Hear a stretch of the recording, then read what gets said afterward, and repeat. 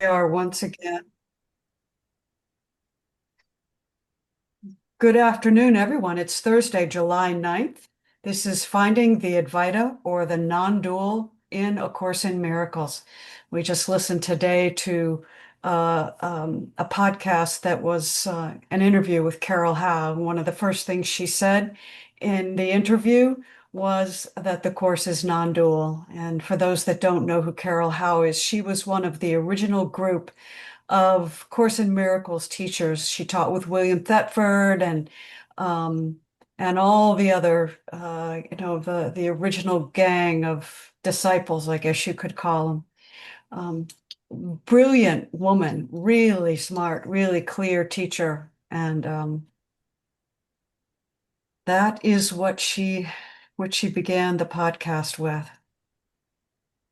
So today we are on page 321, paragraph 6. That's where we're going to begin. And we're almost finished with this section, which we've been talking about as about healing. And um, the undivided will to heal is what this chapter is. And this section that we're going to finish up is called Healing as the Will to Awaken. So we're really learning about what healing is. And it's, of course, not the body. It's about healing your will and realizing that your will is the same as source will, which sounds really simple, but it's actually a very complicated idea. It's a very complicated idea until you experience it. And the experience of it is,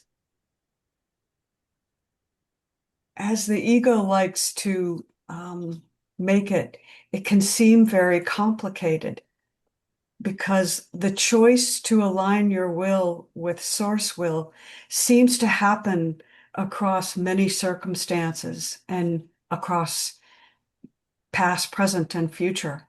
But it always happens in the now moment.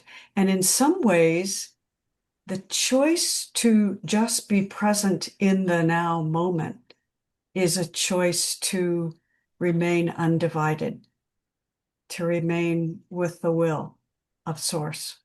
That, in a way, is sort of the first step. That opens the door. And we might not call it aligning with Source will, but that is really what it is. And we'll talk more about that as we go through the reading. Um, so let's do our normal just sitting. It's been, for a lot of us, it's been a long day, or it's been a day, and there are things we've accumulated in our field. So let's just sit for a minute and allow ourselves to be present in the now moment, just with whatever's arising. And we can use the breath.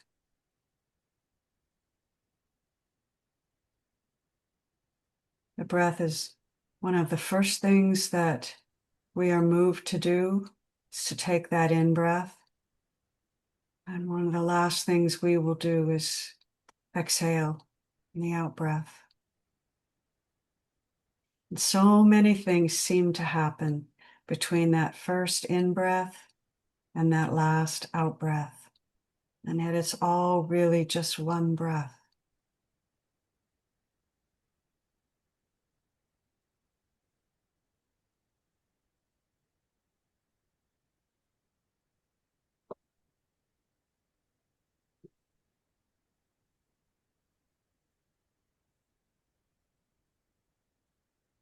And as we breathe out,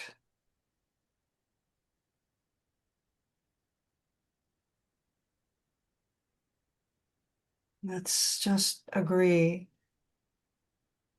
to let our will be that which is in complete alignment with what is arising in the present moment. And in that, it's really just an acceptance. It's a willingness to agree, to say yes.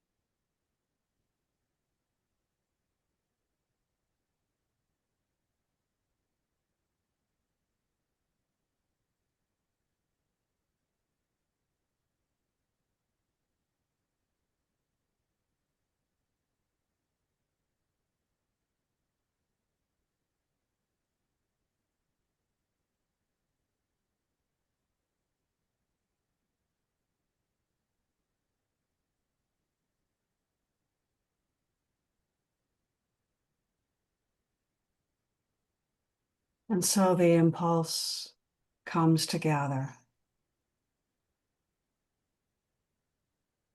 in the quality of how we are together. This is our gift to the world.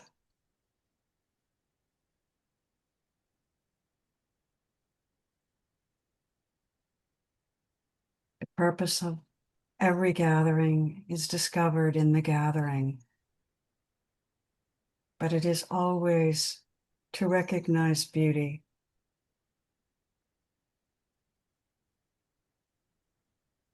and to allow ourselves to know that the truth is beautiful.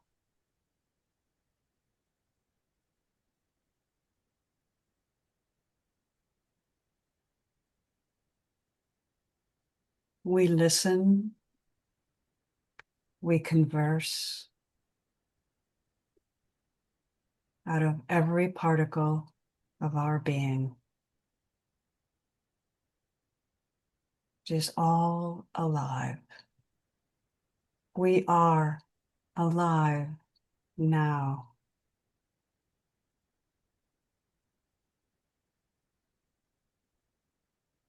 At this table,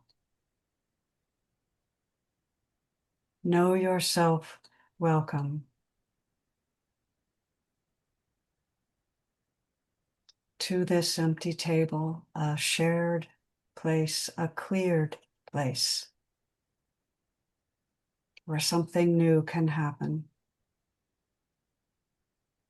When we take the hands of those we love, what do those hands become?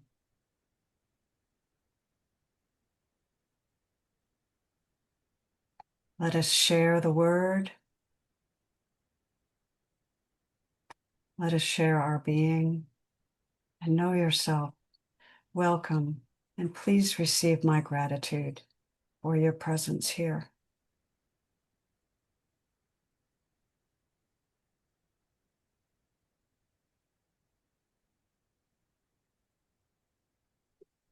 And so we will probably finish this section, which tells us that there are no degrees of sickness, since there is only one error, and that is the belief that separation as an idea is real. separation and the belief in separation can take many different forms, which is why we don't recognize it as the one thing. Sickness takes many forms, but sickness is always of the mind. It is always in the mind that believes itself alone, unjoined, untethered, having to come up with its own ideas and its own will.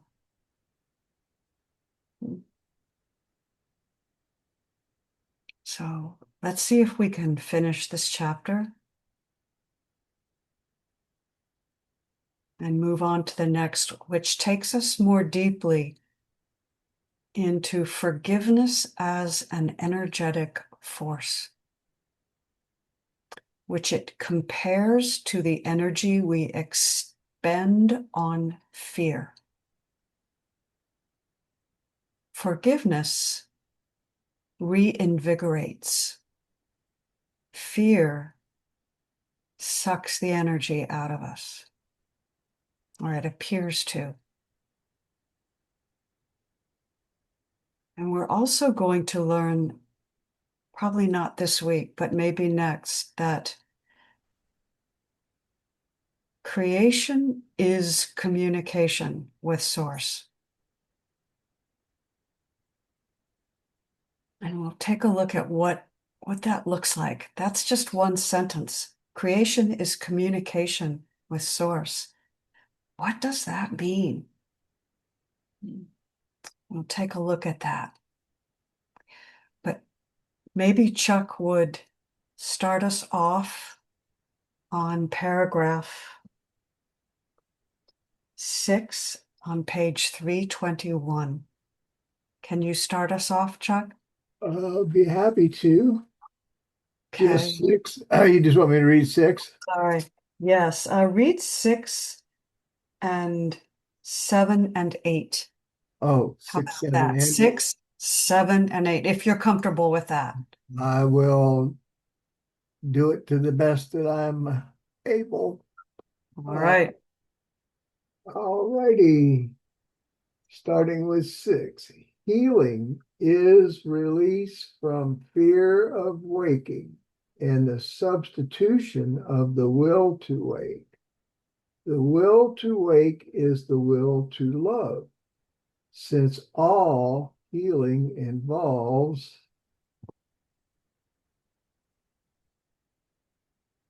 replacing fear with love. The Holy Spirit cannot distinguish among degrees of error. For if he taught that one form of darkness is more serious than another, he would be teaching that one error can be more real than another. But his function is to distinguish only between the false and the true, replacing the false with the true. The ego, which always weakens the will, wants to separate the body from the mind. This is an attempt to destroy it, but the ego actually believes that it is protecting it. This is because it believes the mind is dangerous, and to make mindless is to heal. But to make mindless is impossible, since it would mean to make nothing out of what God created. The ego despises weakness, even though it makes every effort to induce it. It wants only what it hates. To the ego, this is perfectly sensible. Believing in the power of attack, it wants it. You have perhaps begun to realize that this is a very practical course because it means exactly what it says. So does the Bible if it is properly understood. There has been a marked tendency on the part of many of the Bible's followers and also its translators to be entirely literal about fear and the effects, but not about love and its results. Thus, hellfire means burning, but raising the dead becomes allegorical. Actually, it is particularly the references to the outcomes of love that should be taken literally, because the Bible is about love being about God. Wow. Thank you. There's an awful lot to try to Yeah. put together. Yeah. Anything stand out in particular for anyone in those 3 paragraphs? I I'm I think trying the first, I can't give it a lot of thought and still read. I found that doesn't work too well for me, but the at the beginning it started out for me what was landing was recognizing, even though I wasn't able to keep it all going, was the difference between what the ego was really trying to do and what the difference between the intention of the ego and the Holy Spirit was yeah, amplified pretty strongly there, but I can't recollect it all because I didn't stay focused. I don't yeah. know if that's accurate, but that's what's jumping in my head right now. This Patricia's worked hard to raise her hand. I just wanted to let her know that I'm watching it. I think you're trying to raise your hand, right? So, yeah. No, she's not. Are are you Yes, trying to she- raise your hand or are you playing with your computer, Patricia? My computer is iffy, as is my Okay. internet. Sorry. Yeah, thank you, Cindy. Thank you, My, Cindy. all of ours is mine is a little wonky and who else's was Alice's was a little wonky. So yeah, so we'll just be patient with each other. Lonnie, you've got your hand up. Good You got afternoon. wonky computers, wonky electromagnetic fields. Yeah, What stood out to me was that last friggin' sentence. It was about the Bible is about love being about God. And I don't know if it was the religion that my family was in. There's not I always heard the Bible as fear. Be afraid. I've never heard it about love. Actually until I read the Christ letters, that's when I could see the love in it. But and then people's interpretations in my circle, it was always fear. yeah, I'm with So you. that yeah. really stood out. Alice was saying a little bit about that before we recorded, was that the Catholic religion and a lot of religions, not just singling that religion out, but it's all about the fear of punishment if you're not good, the fear of not getting into heaven if you don't do it right, which means do it the way the church leadership tells you to do it. But Yeah. imagine, I mean, I was a 3 or 4 year old with knowledge of what was going on in my home, and the man in the pulpit is sitting up there telling me, talking about how all the horrible things that I already knew were going on in my home, that was going to send me to hell. Do you know what that does to a child? Oh yeah. Just the thought, and then that there's no secrets. God knows all. Well, yeah, that's true. God does know all. But the way they present it, it made it such a frightening consideration. Yeah. My mom, my parents were Episcopalian and my sister married a Catholic, and she went to their church a couple of times because my sister had the grandchildren and my mom really wanted to be involved. And the priest literally said, "Give me a child until they're 8 and I'll have them for their life." Wow. That is what he said. That just, man, my mom did not appreciate that. Um, So more to discuss. Melanie, you're up next. Yeah. Thank you. Oh, I kind of agree with you in that how, the ego manipulates everything in its own through its own filter. as especially the Bible is such a perfect example. And I guess I was fortunate because I grew up with God is love. That was the biggest thing that was always written on every church in big letters. God is love. So I'm just grateful for that, another way of, it's an incredible how, two different ways of manipulating or reading the same text can be turned Yeah. into love or fear. And it's whether who's running the show. Is it the ego? Who's, interpreting. So, Yeah. and so, yeah. And in And about, in about one of the podcasts that we're going to do in about 3 or 4 weeks is one I found, and it's a Franciscan, a woman who's was a Franciscan. I guess she's I'm not, but she's with the Catholic Church, but she's like a revolutionary, and she's trying to revolutionize how God is interpreted or the meaning of God, and it's kind of an interesting podcast coming up in the future. Oh, this is on Thursdays? Yes, in about early August or sometime. We're going to get to it. So anyway, that'll be fascinating just to stimulate discussion about I'll look another forward to that. interpretation. Yeah. Yeah. Have you ever read Karen Armstrong? No. Okay. All right. look That's that a up. whole other Okay. subject. Yeah. I just want to say what really got to me was healing is a release from fear. Healing is so it really puts this a new twist on it, that fear is actually a sickness. Why is that? Because fear is fear of the body. Fear is fear of not being eternal.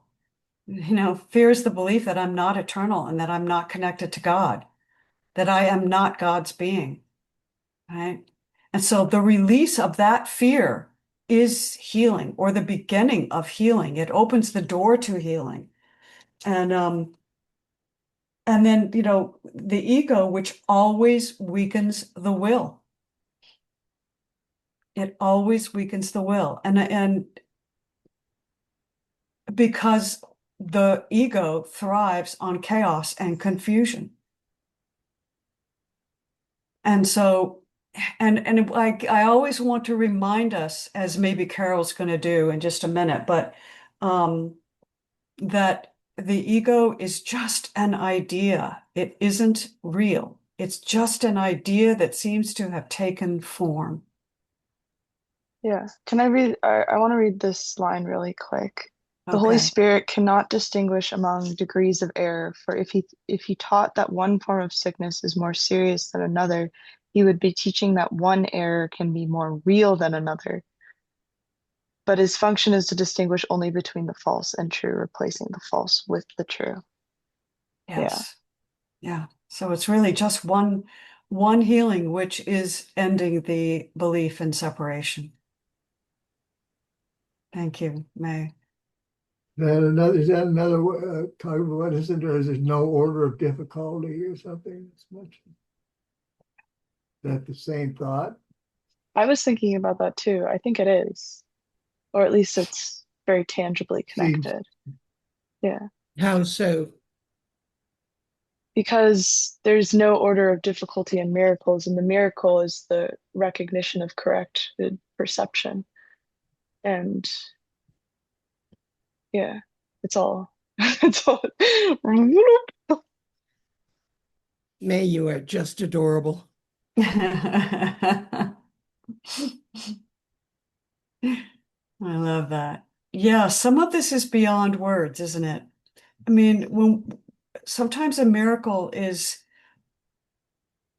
really is. It takes you beyond the mind and beyond words. And yet it exists. A miracle, in a sense, is a form of knowing. It involves knowing. Carol, what have you got?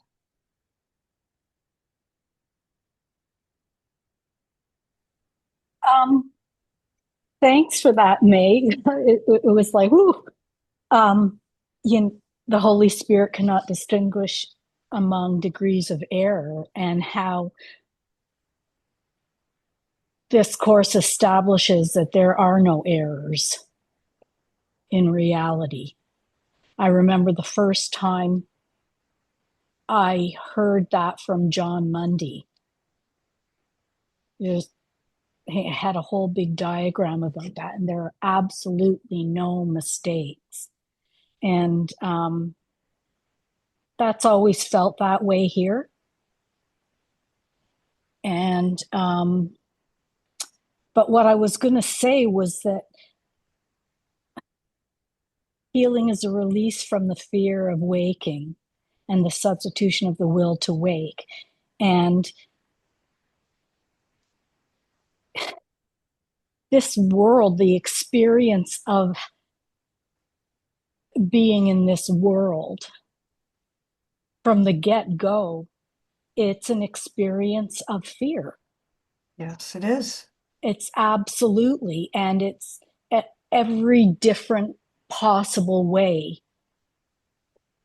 Everything gives, there's no way not to experience fear as a human being. Just the aspect of time and space and change evokes fear, because it's the not knowing, the not feeling settled, the not,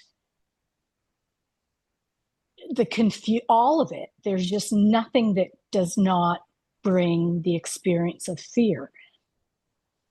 And as you were reading this, Chuck, I'm thinking,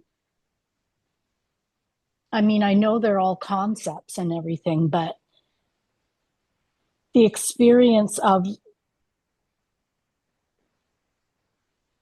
realizing what's truly not going on is like just changes it right around. And it's always felt like this crappy, scary world has been the biggest gift, because it was such a necessary experience to hold truth up against it, to recognize what truly is. It's that gives the contrast. Mm-hmm. And that's the thing, the fear of waking, the fear of being able to feel safe and trust that all is well. That is the last fear that comes. Can I let go of this? Can I really let go of everything that I'm made up of? Can I let go and just trust? And just be. And not just, even trust, not even need be. to trust. Just be. Be. Yeah. That's just letting go. Yeah. That's when there's recognition of no actual person, like no actual, the where beingness is no longer caught up in a personality made up of what I'm trying to say, the I think character. we get it. Yep. I think we're on the same page. And Carol? it's major, isn't it? Yeah. Like that's the Yeah. last honking thing. It's Yeah. like, and the only thing. So there's no discrepancies, like where it says it here, there's no big or little. It's just it's just the one error. Mm-hmm. Mm-hmm. Something I wrote Yeah. yesterday, I said feelings are part of it, but the way in which our lens is affixed, perception is informant of itself, which I feel like kind of is maybe a roundabout way of looping into what you're trying to illustrate there. Yeah, Can Amy, we what do you? stick with the reading? Can we continue reading? This discussion's always really good, but we do go down rabbit holes, and I want to make sure that we continue. And so often what someone says is right there in the next paragraph. So, Carol, do you want to finish out this chapter? Would you read Sure. 9, 10, and 11 for us? Yeah. The Bible enjoins you to be perfect, to heal all errors, to take no thought of the body as separate, and to accomplish all things in my name. This is not my name alone, for ours is a shared identification. The name of God's Son is one, and you are enjoined to do the works of love because we share this oneness. Our minds are whole because they are one. If you are sick, you are withdrawing from me, but you cannot withdraw from me alone. You can only withdraw from yourself and me. I would not ask you to do things which you cannot do, and it is impossible that I could do things you cannot do. Given this, and given this quite literally, there can be nothing which prevents you from doing exactly what I ask, and everything argues for it. I give you no limits because God lays none upon you. When you limit yourself, you are not of one mind. And that is sickness. But sickness is not of the body, but of the mind. All forms of dysfunction are merely signs that the mind is split and does not accept a unified purpose. The unification of purpose, then, is the Holy Spirit's only way of healing. This is because it is the only level at which healing means anything. The reestablishing of meaning in a chaotic thought system is the only way to heal. We said before that your task is only to meet the conditions for meaning, since meaning itself is of God. But your return to meaning is essential to His, because your meaning is part of His. Your healing then is part of His health, because it is part of His wholeness. He cannot lose this, but you cannot know it. Yet it is still His will for you, and His will must stand forever and in all things. Wholly non-dual. Wholly non-dual. I have a question I just wanted to ask. In paragraph 9, the last sentence, sentence 6 says, "But you cannot withdraw from me alone. You can only withdraw from yourself and me." I wonder if anyone has any thoughts about that sentence.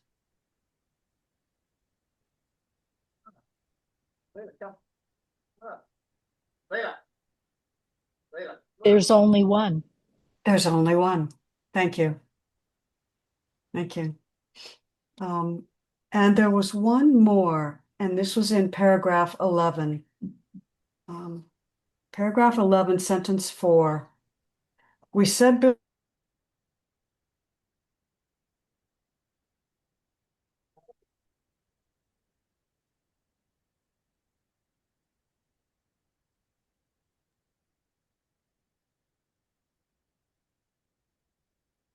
Isn't she beautiful?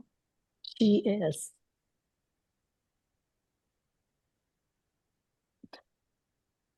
I imagine she'll come back. At least she froze in that place of beauty instead of that place where the mouth is open, spit's coming out, all of that.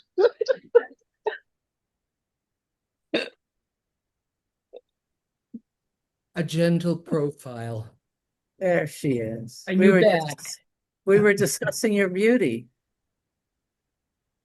If you'd like to give us that second, you were about to read. You're muted.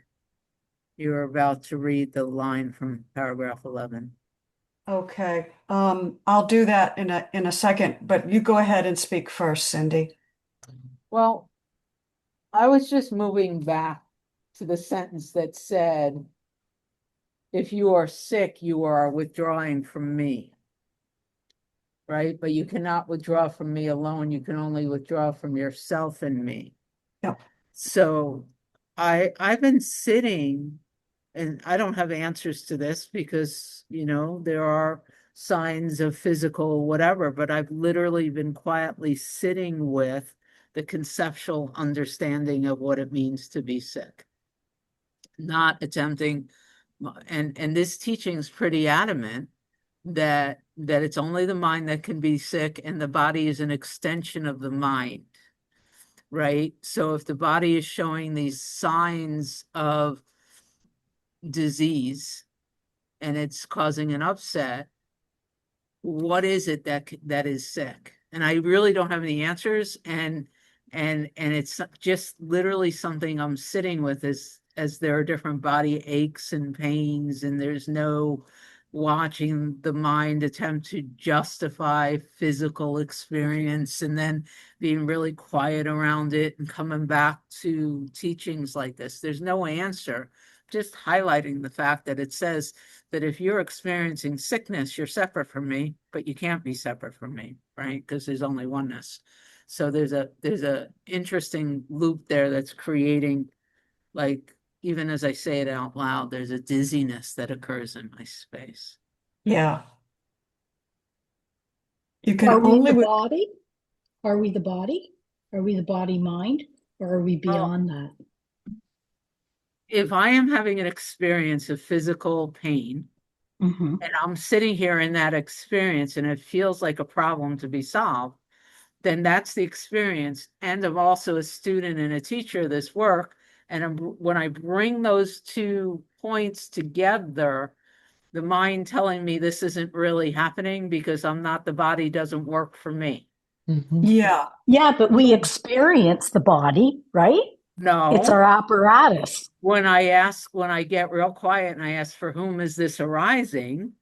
Like when I go to that point and I just don't assume that it's like, literally, it's not, I'm just talking about my contemplations. I haven't blown the bubble up. There's still sensations here and experiences and more peace at the same time.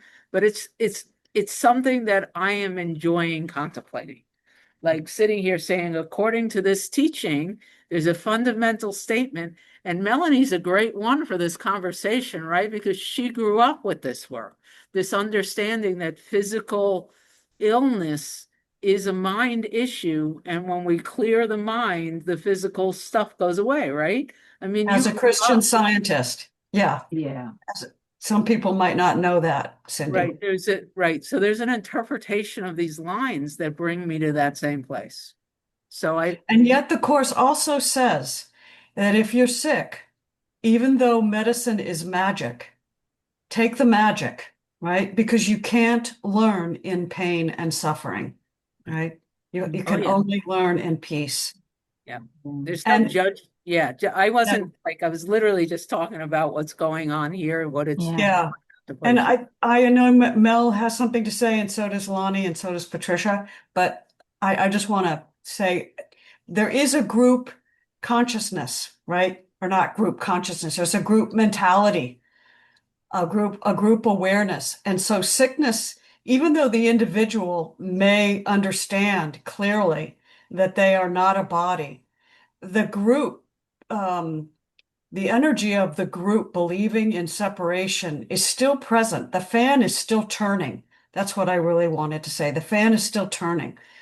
So I think that plays into it. But this is really interesting, and I'm not sure because all teachers have gotten sick. Mel, do you want to take a hand at this, and then Lonnie, and then Patricia? Is that okay with you guys? Because your hands up. But I think how Christian Science looks at it. Well, this is the voice of Jesus, possibly, right, speaking to us. And he said, what I did, you can do also, right? And in the Bible, you saw healing. It looked like, quote, miraculous. but what was going on there? I mean, who was he speaking to? Those people that suddenly were lame and could walk. I was just speaking to what they truly are, which is not the body or the mind. And somehow his presence was enough for them to recognize that as well in that moment. Exactly. So yeah, I think that's what it's pointing to in a sense. Exactly. Thank you. It's almost an energetic field. Yeah. Thank you. Lonnie, you're up. I guess I hear that line as trying to think of the best. I've been trying to think of the best way to say it, but almost as taking ownership or identity through it. You know, that I hear that as the claiming of sickness. I mean, I kind of just went through this, you know, when my kneecap was sitting up on my thigh and everything got put back into place. And I'm saying my purposely because I was in the body when it happened. But in that moment came a choice of this somehow going to that place of this is all of what this is and I am at this point now, or recognizing this has happened in the body, but it's not who I am. I'm not a dislocated knee. I'm not a pain. That the body has had this happen to it and that I get to experience it, you know, and this is literally my thinking that day because my whole family's going crazy with you got to do this, you got no, we put the knee back in place and now I have to allow the swelling to go down. It means nothing about me. It says nothing about me. That's like claiming abuse that was put on the body and saying it's my abuse, you know? It's not my Yes. abuse. And so it's that claim of illness that I hear as the separation from the divine, the Yeah. claiming it as self. Thank you, Lonnie. I've got some other things to say, but I want to hear Patricia first. Thank you. Hello, everybody. What I wanted to say is, I had back surgery. It went awry. I'm in pain constantly. Um, and the miracle is the medicine I take that helps the pain, that frees me up, frees the body up so that I can concentrate, being present in the moment, and et cetera, all the things that we're learning. It doesn't mean that the pain isn't there. It is. The Thank you. medicine is a miracle, and I'm so grateful for it. Yeah. Yeah. It And it if it all is of God, is not that pain also, is not all literally every single experience we are having, is are all of those also not of God? I mean, I'm Yeah, of reversing it, but you know course. what I'm trying to say. Yeah, Yeah, What but is I want to just really emphasize here. There is never a person that is experiencing pain. It is only the awareness that is aware of what is arising in the perceptive field. But there's no person that is separate from source that is experiencing pain. It is just the awareness itself. And that awareness is source awareness because we are God's being. So I want to make sure that we stay in that. Just because we a course, one of the best teachings of a course is I did not create myself. That is a really important teaching. Number one, because you were never created. And number two, because there is no personal self. What arises is what arises. There is no ownership of it. There's no personal identity with it. It's just arising in the awareness. Stay in the center of your being as the awareness you are. That's the only thing that doesn't change. And everything else is arising within your field of awareness. You might feel pain, and then the next minute you might not feel pain. You being just a word, right?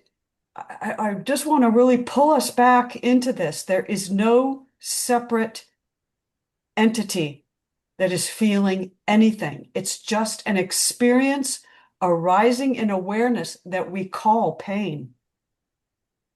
So This is where I get so confused. This is where I get so friggin' confused. In the discussion of what's real, what's not real, in the discussion of what you're just talking about. Because if all of us are expressions of the divine having a human experience, then is not all of this of the divine? it And is not a it's the separate divine that's experience of the divine. It is not a separate how does experience. that serve me knowing that when I'm having an experience? It's a real question. I know how I take care of myself in an experience, but how does when I'm in an experience telling me it's not real, I'm not real, or whatever Are is you not, aware of being aware? there's an awareness of awareness. Yes. Okay. So is that I awareness? can't say I am aware of being aware because I'm aware that there is an awareness, but I don't claim that I is not in that sentence right now. So is there one thing that has never changed for you ever that we could call awareness? 100%. And is that thing that never changes not truly what you are? What is 100%. so? Okay. So we're on the same page there. I think the experience is just the experience. It is arising in the one awareness, the I am.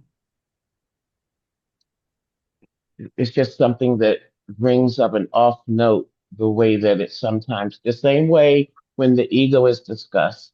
There's this off note because I kind of move in that there is nothing of this being that is not of God. The ego, all of that, and it has a function. Now, that might not be how everybody else thinks. That's just how we kind of exist. And so when, you know, I hear a lot of people talk about getting rid of ego, dealing with ego, but just kind of vilifying it. And I Mhm. see it as a really useful, informative tool because I don't walk around saying it's who I am, but I'm so interested when it shows up and why it shows up. And see, to me, that's part of what the divine in this being is doing. It's having that experience. I see Okay. I see exactly what you're saying. I Mhm. do. I Okay? think, yeah, I do. I understand what you're saying. Let's have Cindy's had her hand raised so we can talk about this. Um, It's important. It really it is. is important. Cindy.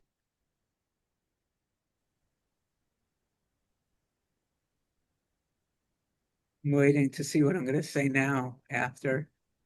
Um, thank you for all your pointings just now, Amy. And I'm sitting, in all honesty, I'm sitting with the felt sense of hesitation before I raised my hand to bring up sickness. It was an interesting feeling of don't bring that into this group. um, and then the conversation that arose, and I'm sitting again with for me now, sitting in the understanding that it's always useful to contemplate the experience from a standpoint of what here feels separate. And the moment I start like pain is just a sensation that you place a story on, right? So when there's a story here running that this pain is better or worse than it was yesterday, then I am identifying as a separate being with a beginning and a middle and a past. And that's worth my contemplating when it comes up to contemplate, because really it is what you just pointed to, Amy. And I'm very grateful I said that conversation. The other part of it is how often do I want to refer back to other teachings, other places, other whatever, as opposed to, I've been noticing in me a lot this tendency to kick myself out of my current experience. And that's like Yeah. why not just stay fully present with what's here? But then the mind tells me a story.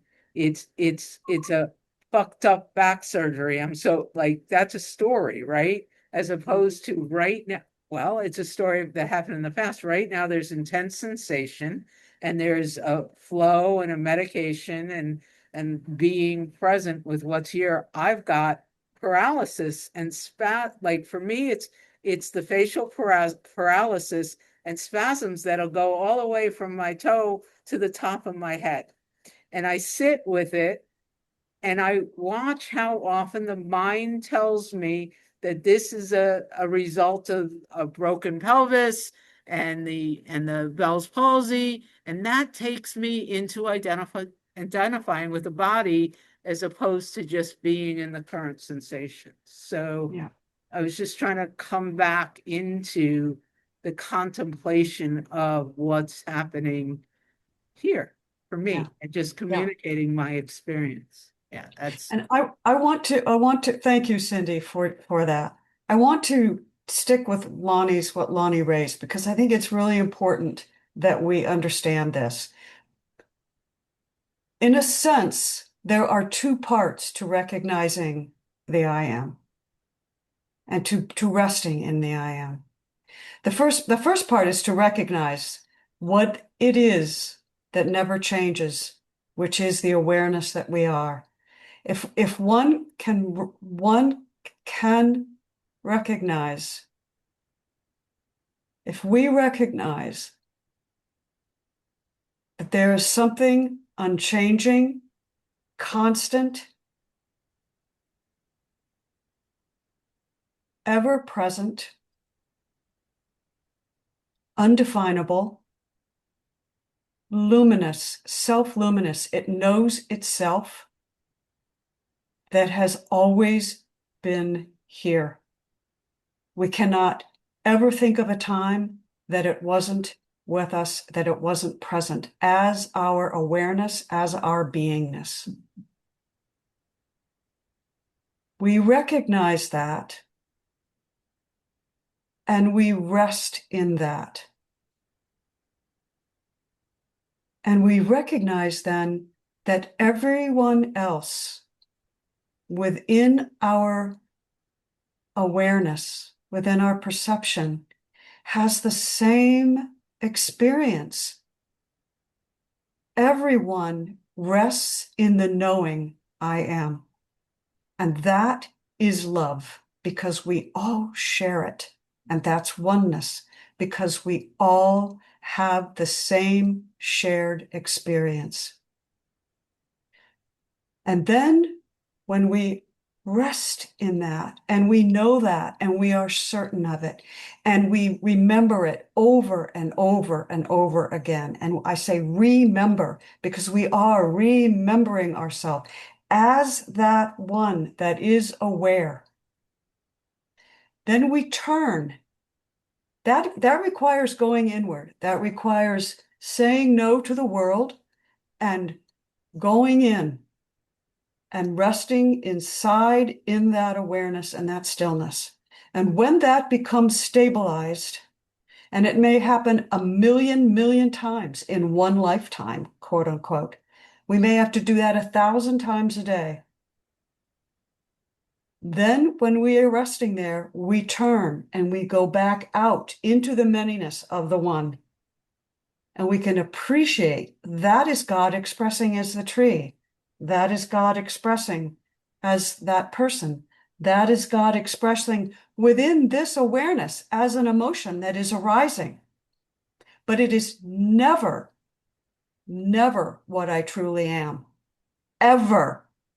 It is just an expression of the manyness of the one, which is the one awareness. And sometimes we can get caught up in that manyness because it's so exciting and juicy. And we think, oh, resting in awareness as the one that is aware is boring, that it's empty. But it's not. It is so full of potential. And everything that is experienced as the manyness is arising within the one awareness. And that's when we get the fullness of this life. Knowing at one time that it's all arising as an expression of the one awareness, but not confusing what is arising as the identity. Right? We can say, yes, that is source expressing as that, or as this that is arising within me. And we can say, yes, that is source. But truly, the one reality, it isn't reality. It's an expression of reality, but it's not reality. The reality is the one awareness.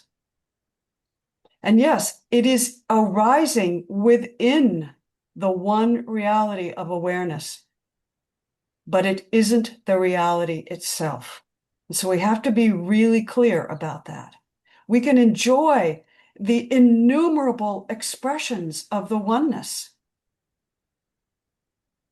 but we have to remember that those aren't what the oneness, that those aren't the oneness itself. Right? And we can talk about this all we need to talk about it, because it really is important that we're clear.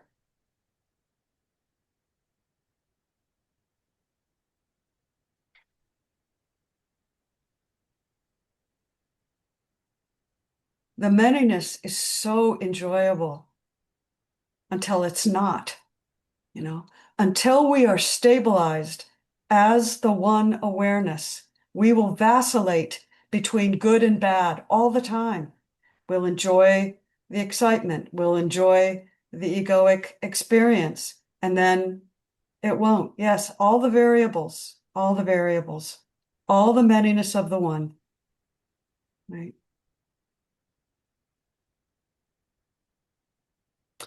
And the identity that we have, that we seem to have as the personal self, is still just an expression of the one impersonal, absolute, infinite, all that is. So enjoy your personal self, but return always to the spaciousness, the silence, the unchanging, unconditional experience of the oneness. Okay.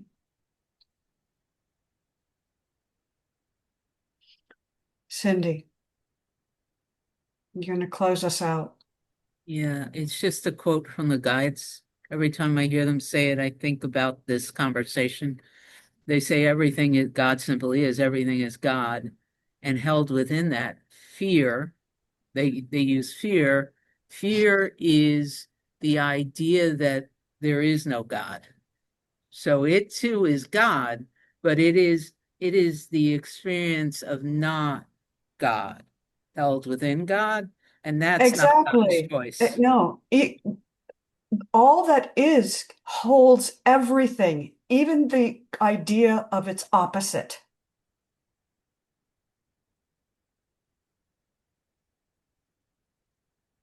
It must be so, Lonnie. If the absolute is the absolute everything, I am not disagreeing. This is what I've been saying from the beginning. It is even in the denial of God that God is present Yes. and acknowledged. Yes. Simply by the denial. This is what I've been saying. I'm not in a disagreement with you. Okay. Okay. Thank you. It doesn't mean it's true. It's just an idea within the absolute. I'm sorry. I'm sorry that I'm not hearing you, Lonnie. I'm sorry. I thought I was understanding. My question came because as I listen and I have all this that goes on in other parts of me. So as I listen and I listen to the words and the way the words are being used, um, it brings questions of, because it feels like this is being picked out and this is being picked out and this is being picked out. And it always takes me back to all is God, awareness, the divine, whatever you want to call it, all of it. And there's nothing excluded. And so if the ego is present, then it has a purpose within God as well. How does it serve? I'm interested. I was very interested in that. And honestly, being interested in that is part of what brought me to a place of freedom. We just said, though, that meaning itself is of God.